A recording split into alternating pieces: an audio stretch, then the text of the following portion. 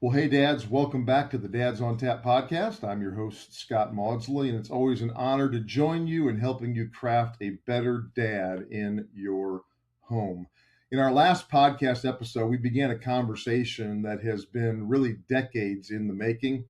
If you know me, you know that I've invested over 30 years of my work life primarily as a pastor in the spiritual formation world, small groups, discipleship, and my thinking has shifted over the years when it comes to early stage versus late stage spiritual development and what our local church models can and can't do for us. And in our last episode, we talked about what happens when your spiritual life just isn't quite working. You still believe, you're still engaged in all the things, weekend services, maybe small groups, serving, giving, but something just feels stuck.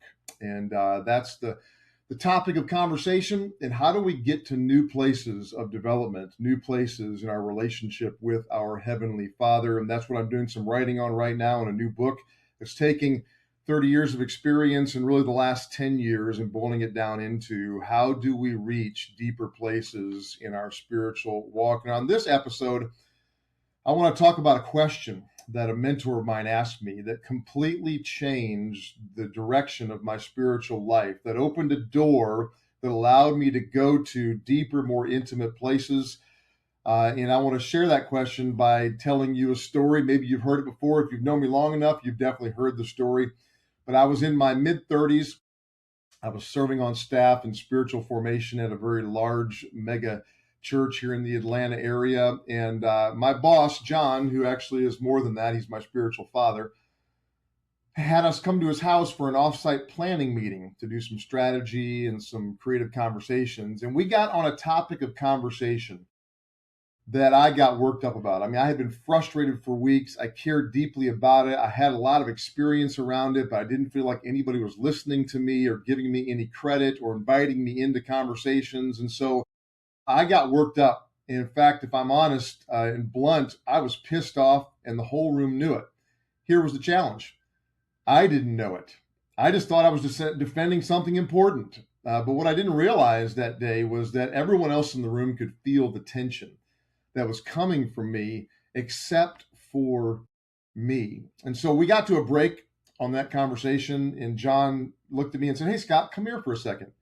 He called me out onto his back deck, not to embarrass me. He didn't publicly correct me. It was just an invitation to walk to the back porch. And he walked me out there and shut the door, and he looked at me and said, "Hey, what was that?" I looked at him kind of confused. I said, "What was what?" He says, "Listen, I know that conversation and that topic is frustrating. And at one level, Scott, I understand why you're frustrated." But he said, "Scott, your level of frustration was so much bigger than that issue. What's in the gap?" And that's the title of our podcast episode this week. What's in the gap? We all have a gap. I had a huge gap that I was completely unaware of, and it was affecting everything. It was affecting my marriage. It was affecting my ministry. My son was only about one at the time. My daughter wasn't born yet, so it really wasn't affecting my parenting, but it was on its way to affecting that. John looked at me and asked, "What's in the gap?" And I had no idea what he meant. I was confused. And for weeks after that conversation, I couldn't stop thinking about that question. What's in the gap? What am I unaware of? What do I need to understand about my own life, my own growth, my own story in order to grow into deeper places? Some great authors like Richard Rohr call it the second half of life. What's in the gap? And since that conversation and a subsequent 6 year in-depth counseling journey with a expert in both human development and spiritual development, I have asked that same question to hundreds, if not thousands of people. And here's how I typically ask it. And I'll ask it of you on this podcast today. Think back to the last week of your life. Just the last week. Doesn't have to be the last month, the last year, the last 10 years, just the last week of your life. Was there a moment you can remember when your reaction was bigger than the issue at hand? Maybe it's something your wife said to you or asked you to do. Maybe it was one time, or maybe it's something she asked you to do for the 10th time, or maybe it's a way that your child reacted to you or responded to you, or maybe it's a way that a coworker handled a certain situation, or maybe a way that an extended family member dealt with you. Was there a moment when your reaction was bigger than the issue at hand? And here's what I usually find. I usually find that that question is followed by kind of a sly smile. Why? Because not because it's funny, but because we all know exactly what I'm talking about. We have those moments with our spouse, with our children, with someone at the office, with someone in our community. Maybe someone overlooked you, or you got defensive, or your boss made that comment again to you. And afterward, if you thought about it at all, like me, you may not have thought about it one bit, but maybe you thought, like, man, why did I blow up? Or why did I react so strongly? That is the gap I'm talking about. Because when we have a reaction that's bigger than the issue at hand, it is a sure tell that something is in the gap that is affecting. Maybe it's a small area of our life, or maybe it's all of our life, like me. And we need to come to an awareness of what is in the gap so that we can do the work. I'll give you a little bit of a word picture. Let's think about it like an iceberg. An iceberg above the surface is kind of small, right? And the iceberg, we see what's above the surface. We might see the argument or the frustration or the irritation or the overreaction, but underneath the surface of that iceberg is something much bigger that's impacting the movement of that iceberg. And so there's something underneath that we need to get to. And oftentimes we don't take time to notice what is beneath the surface that is causing that overreaction, that frustration, that anger, that anxiety. You see, the situations we come up on don't create the reaction. They actually expose something that's already there, something much deeper. And that's what John was trying to help me see. Scott, man, that level of angst and frustration is bigger than this moment, is bigger than the issue at hand. What is going on there? And one of the things I love in scripture is that Jesus often sees this gap, and he's a master question asker. And so one of the great stories in the Bible is the story of Mary and Martha. Jesus comes to visit their home, and Mary is sitting at the feet of Jesus, not doing anything. And Martha is running around, busy, busy, busy. Jesus is here. We have guests. We have to take care of them. We have to do all the work. And Martha, in the moment, has a reaction that's bigger than the issue at hand. She's serving, she's working hard, she's busy, busy, busy. And finally, she's had enough of her lazy sister sitting there, not giving her any help. And she says to Jesus, "Don't you care that I'm in here doing all this work?" See, on the surface, the issue to Martha feels like dinner, right? She's got work to do. But the real issue wasn't that Mary wasn't helping. The real issue is that there's something underneath the surface. And Jesus looks at her and he says, "Martha, Martha, Martha, you are worried and troubled about many things, your anxiety, your fears, all the things that are coming up in this moment." Jesus sees the gap. And the first step he takes is not to fix it.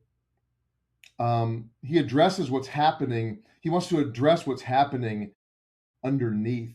He doesn't want to fix the surface problem by sending Mary to the kitchen to help Martha. He says, "Martha, you're worried about a lot of things, but Mary has chosen the more important thing, and that is relationship with me. Not doing a bunch of things for me, but being with me in the process." And that's a kind of a bit of the context of what I'm writing in this new book about spiritual formation, is that we have a system of our spiritual development that we're connected to in our local churches, that we end up doing a lot of things for Jesus, but oftentimes what gets left out is our time with him and the relationship we have. And this is what Jesus is identifying with Martha and Mary. Mary has chosen the thing that is better, and I will not take that away from her. Martha, this isn't about the kitchen and being busy. This is that your soul is not at rest. It's at angst. You're running around, and I want you to see there's something bigger going on here than fixing a meal. But Jesus never shamed her. He doesn't tell her to stop being frustrated. He doesn't tell her to calm down, take it easy. He asks her a question. He shares a thought with her. He invites her to become curious. And curiosity is where the transformation can begin for us. Because once we notice the gap, man, we begin to see it everywhere. We can begin to ask different questions.